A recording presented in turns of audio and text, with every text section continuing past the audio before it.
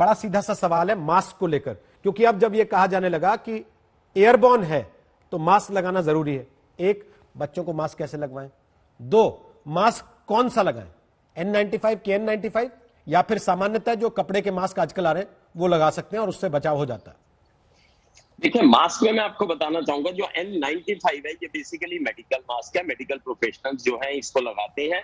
बच्चों के लिए वेल फिटेड मास्क आते हैं, सर्जिकल 3 प्लाई मास्क भी आते हैं बच्चों के साइज के, या कई अच्छे मास्क बनाने वाली फैक्ट्रीज भी हैं जो कि उसके अंदर फिल्टर लगाती हैं, लेकिन ऊपर से उसको डिजाइन कर देती हैं, कार्टून वगैरह के डिजाइन कर देती हैं, and they are well fitted edge पर विद द एज वो मिलते हैं बच्चों के मास्क। अब मैं बच्चों के बारे में बताना चाहूंगा कि ये बहुत अच्छे से रोहित जी रिचुअल्स को फॉलो करते हैं।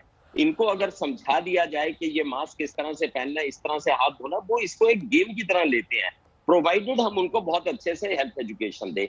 दूसरी चीज, मेरे से पहले स्पीकर से मोस्टली हर चीज बता दी, सिम्टम्स वगैरह, क्योंकि मैं कोरोना की ओपीडी भी करता हूँ, कोरोना का अस्पताल भी चलाता हूँ और वैक्सीन भी देता हूँ कोरोना की। मैं कुछ फीडबैक्स देना चाहूंगा। सबसे पहली चीज तो यह मैंने देखा है कि पेरेंट्स पैनिक में बड़ी जल्दी आ जाते हैं, क्योंकि इस वक्त डेफिनेटली हर कोई जो है बच्चे के लिए चिंतित तो होता ही है। तो जैसे ही कोरोना की डायग्नोसिस होती है वो फटाफट जो है सेल्फ मेडिकेशन या गूगल डॉक्टर पे चले जाते हैं, और कभी मेरे पास आते हैं सीधा सीटी स्कैन करा के, मेरे पास आते हैं सीधे ब्लड टेस्ट करा के।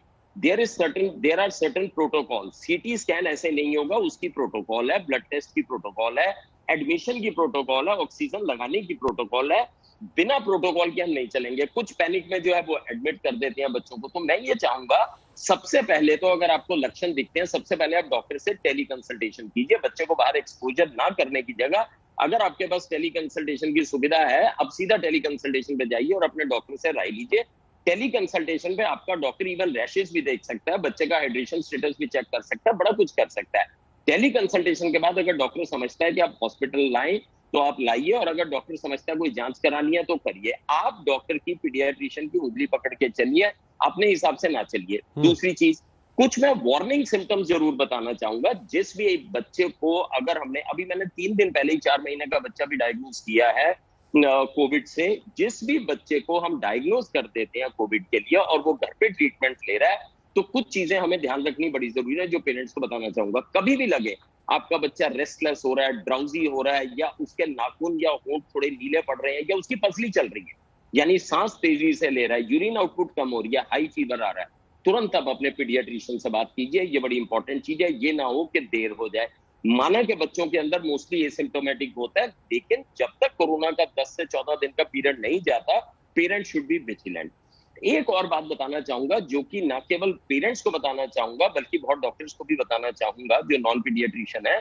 बच्चों के अंदर एक एंटिटी होती है, मल्टी सिस्टम इन्फ्लेमेटरी सिंड्रोम। ये बड़ी एक इंपॉर्टेंट एंटिटी है। लास्ट कोविड में भी हमने 300-400 बच्चे खोए थे इसी बीमारी की वजह से।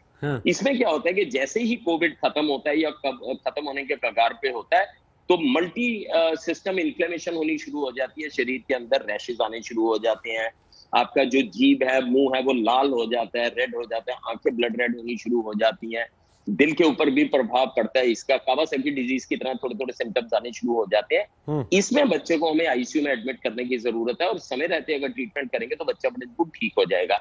इस चीज की नॉलेज अक्सर पेरेंट्स को भी नहीं होती और अक्सर डॉक्टर्स की भी नहीं होती है कि कोविड के ठीक होते वक्त या कोविड के बाद हमें यह ध्यान रखना है। ठीक है, ये बड़ी इंपॉर्टेंट चीज है। हाँ, एक लास्ट में इंपॉर्टेंट चीज और बड़ा इंपॉर्टेंट बताना चाहूंगा कि पेरेंट्स जो है वो बच्चों को बाहर जब नहीं निकाल रहे हैं तो it is a huge project. Screen time कम करना जरूरी है। अमेरिकन एकेडमी ऑफ पीडियाट्रिक्स कहती है 2 घंटे से ज्यादा आप स्क्रीन पे नहीं बच्चे को बिठा सकते। बच्चों का स्क्रीन टाइम बहुत बढ़ रहा है, बच्चों का मोटापा काफी बढ़ रहा है। तो पेरेंट्स को एक रिचुअल पूरा सेट करना पड़ेगा, जैसे स्कूल में पीरियड वाइज रिचुअल होता है कि सुबह इतने टाइम पे इंडोर एक्सरसाइज होगी, फिर उसके बाद ये गेम खेली जाएगी, उसके बाद ये एजुकेशनल गेम खेली जाएगी, फिर ये डाइट का वो होगा, फिर इसमें ये होगा, ताकि वो बच्चा उसमें इतना उलझा रहे कि वो बाहर ना जाए और मेंटली भी सकारात्मक रहे, क्योंकि पीयर ग्रुप इंटरेक्शन ना होने की वजह से भी बच्चों में प्रॉब्लम्स हो रही है साइकोलॉजिकल। ठीक है।